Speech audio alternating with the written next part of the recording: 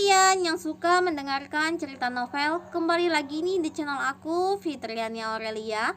Seperti biasa, di sini aku akan melanjutkan lagi cerita novel sebelumnya yang berjudul Istri Rahasia, episode 5. Sebelum kita ke cerita novelnya nih, alangkah baiknya bagi kalian yang baru berkunjung di channel Fitriania Aurelia, jangan lupa tekan dulu tombol subscribe-nya dan nyalain lagi lonceng notifikasinya agar kalian tidak ketinggalan seputaran cerita novel terbaru dari channel aku.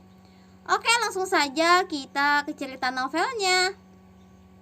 Saya tidak mau, ucap dia tegas, memalingkan wajahnya sambil mengangguk tangannya. Dia langsung membenturkan kepalanya pelan ke meja. Apa kalian tidak bisa bersabar? 2 minggu lagi kan saya cuti. Lanjut dia, masih terdengar kesal. Iya, saya tahu. Tapi ini keinginan Pak Devan. Dia ingin. Gio belum menyelesaikan perkataannya. Pokoknya, saya tidak mau. Bentak dia sambil beranjak dari duduknya, membuat Gio terperanjak kaget. Baiklah, kalau begitu, jangan marah lagi. Tidak baik untuk kandungan kamu, ucap Gio pelan. Dia kembali duduk di kursi depan Gio. Bosnya, Pak Devan itu memang banyak maunya. Pantas saja tidak ada sekretaris yang tahan berlama-lama bekerja dengannya. Dia mengomel. Iya, tenanglah, jangan marah lagi. Saya akan menolak rencana Pak Devan untuk bertukar sekretaris. Kami akan menunggu kamu cuti saja. Sekarang silahkan bekerja kembali, ucap Gio lembut dengan senyuman manis di bibirnya. Dia melihat Gio tajam. Jangan-jangan ini bukan ide Pak Devan. Bisa saja ini taktik Anda untuk semakin gencar mendekati Asha. Tanya dia menyelisik sambil beranjak perlahan dari kursinya. Perutnya yang besar membuatnya semakin sulit bergerak. Gio tersentak kaget. Memang mentang ada sekretaris yang cantik, Anda ingin membuang saya begitu saja? Padahal saya sudah bekerja dengan Anda sudah hampir 5 tahun. Dia terlihat menahan tangisnya. Gio menggaruk kepalanya yang tidak gatal melihat sekretarisnya kini terlihat akan menangis. Menyalahkan hormon kehamilan yang membuat dia, sekretaris kesayangannya, menjadi sangat sensitif. Tentu saja tidak. Ini memang benar-benar keinginan Pak Devan. Kalau kamu tidak percaya, kamu bisa menanyakannya langsung. Kamu akan tetap menjadi sekretaris kesayangan saya. Gio berusaha menghibur dengan senyum seringai. Dia tak merasa terhibur. Dia pergi meninggalkan Gio dengan masih terlihat kesal.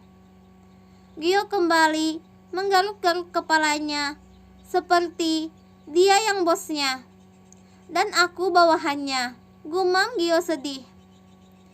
Dia tidak mau. Devan mendengus kesal. Aku tidak bisa memaksanya. Kamu tahu dia sedang hamil. Hormon kehamilan membuatnya menjadi sangat galak. Aku takut. Devan tersenyum sinis.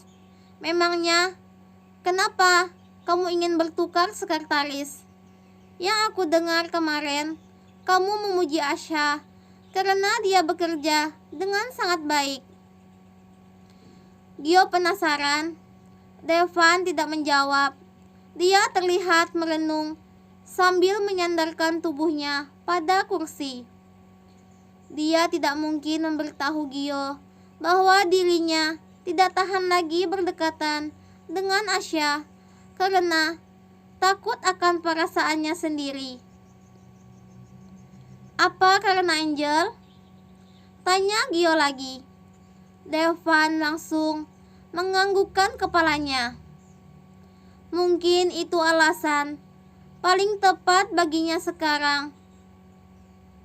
Tok tok tok, suara pintu diketuk dengan pelan dan tak lama Asya masuk. Rapat sudah siap, Pak. Semua orang sudah menunggu Anda.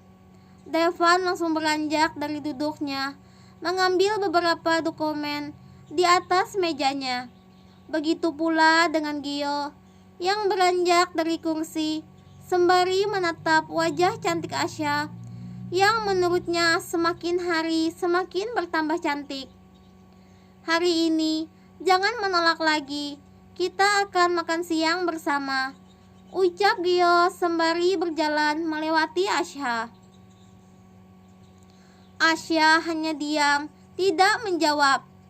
Sementara rapat berlangsung, Asya mengerjakan beberapa pekerjaan di mejanya, sembari menjawab beberapa panggilan telepon yang terus saja berbunyi menanyakan Pak Devan, direktur utama di perusahaan itu. Jam sudah menunjukkan waktunya istirahat makan siang, bahkan lebih, sehingga sebagian karyawan sudah keluar makan siang. Namun Asya tidak berani pergi sebelum Pak Devan keluar dari ruangan rapat. Hingga akhirnya rapat ditunda dan akan dilanjutkan lagi setelah jam makan siang berakhir. Asya melihat Pak Devan yang berjalan mengarah ke ruangannya dengan diikuti oleh Nandu di belakangnya. Kalian berdua istirahatlah, ucap Devan melihat Nandu dan Asya bergantian. Kemudian langsung masuk ke ruangannya. Iya Pak, jawab keduanya hampir serentak. Nandu melihat Asya dengan samringan. Kita makan siang bareng? Asya mengangguk sembari tersenyum. Kita kan sudah janji akan makan siang bersama. Secara tiba-tiba Gio muncul mengagetkan Asya. Maaf Pak, saya tidak tahu, jawab Nandu kaget. Dia atau bahkan seluruh karyawan di kantor tahu kalau Pak Gio sedang gencar-gencarnya mendekati Asya. Kita makan siang bersama saja, ucap Asya spontan sembari melihat Nandu dan Gio bergantian. Nandu menjadi salah tingkah. Dia tahu Pak Gio tidak akan menyukai ide Asya. Tidak usah, saya akan makan siang dengan yang lain. Nandu sudah pasti menolak. Membuat Asya kesal mendengarnya. Gio tersenyum melihat wajah kesal Asya yang menurutnya semakin menggemaskan. Tiba-tiba ruangan Devan terbuka. Nandu, Asya masuklah. Bantu aku mengerjakan beberapa dokumen yang kurang untuk rapat. Aku sudah memesan makanan delivery. Kita makan siang bersama di ruanganku. Devan melihat Asya dan Nandu bergantian. Tatapannya terhenti pada Gio. Kamu tidak makan siang? Terlihat dari wajahnya, Gio sangat kesal. Aku akan makan siang dengan Asya tadinya, tapi kamu menggagalkannya. Asya, karena makan siang kali ini tidak jadi. Bagaimana kalau diganti dengan makan malam saja? Gio melihat Asya, berharap Asya memberinya jawaban dengan menyetujui idenya. Namun, Asya tidak menjawab. Dia terlihat sibuk mengambil beberapa dokumen yang akan dibawanya ke ruangan Pak Devan. Devan menyeringai melihat Gio yang diacuhkan. Pukul 6 sore, Asya telah sampai di rumahnya seperti biasanya. Sebelum naik ke atas, dia terlebih dahulu mampir ke toko kue milik sang ibu. Namun kali ini ada yang berbeda. Asya melihat beberapa orang lelaki berbadan tegap berada di sana. Mereka terlihat sangar dengan penampilan ditambah dengan raut wajah yang menyeramkan. Menyambut Asya yang masuk ke toko dengan penuh tanda tanya.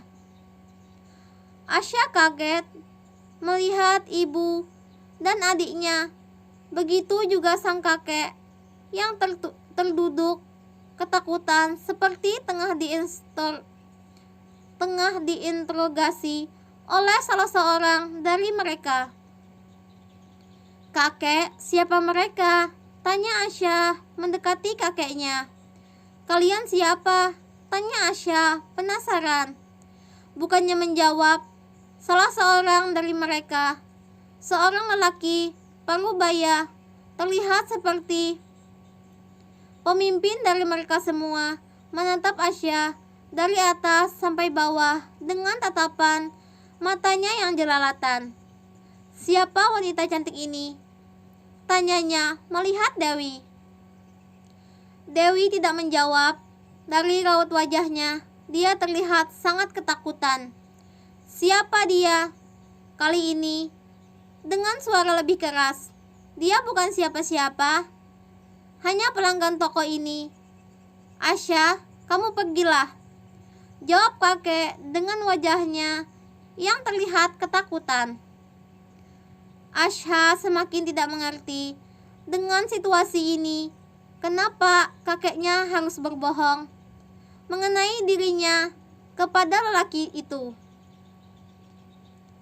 "Dia anak tertua dari suamiku," jawab Dewi lantang, membuat kakek kaget.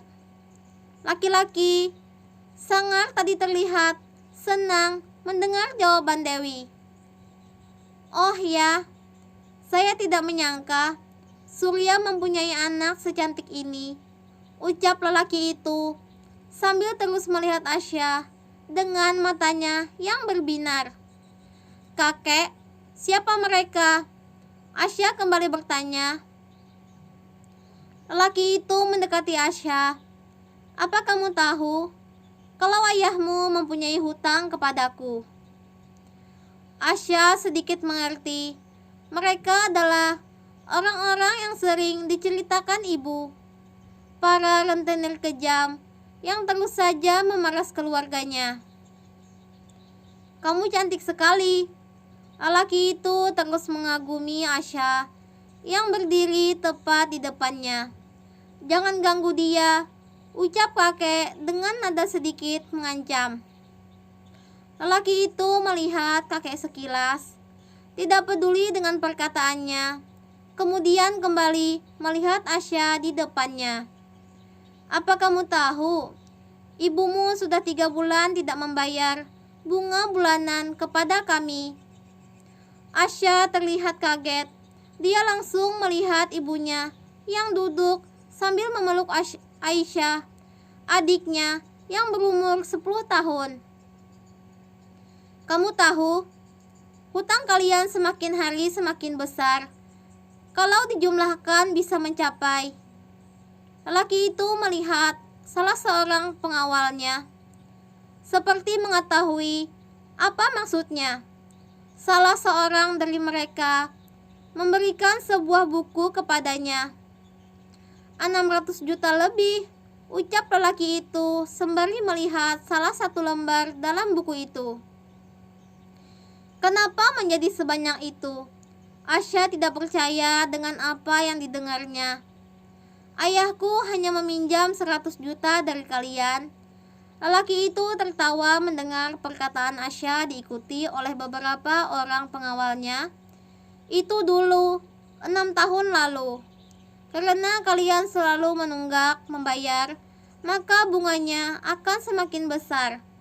Lelaki itu semakin mendekatkan diri kepada Asya.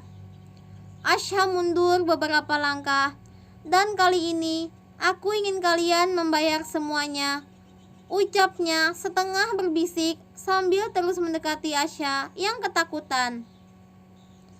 Jangan ganggu dia, beri kami waktu. Kami akan berusaha membayar semuanya. Kakek kembali memperingatkan lelaki itu. Dari mana kalian akan mendapatkan uang sebanyak itu? Jawab rentenir itu meledek. Kecuali saya mempunyai penawaran menarik untuk kalian. Hutang kalian lunas, tapi berikan wanita itu kepadaku. Nah, next video aku akan melanjutkan lagi cerita novelnya. Aku Fitriani Febianti, sampai ketemu di next video. Assalamualaikum warahmatullahi wabarakatuh.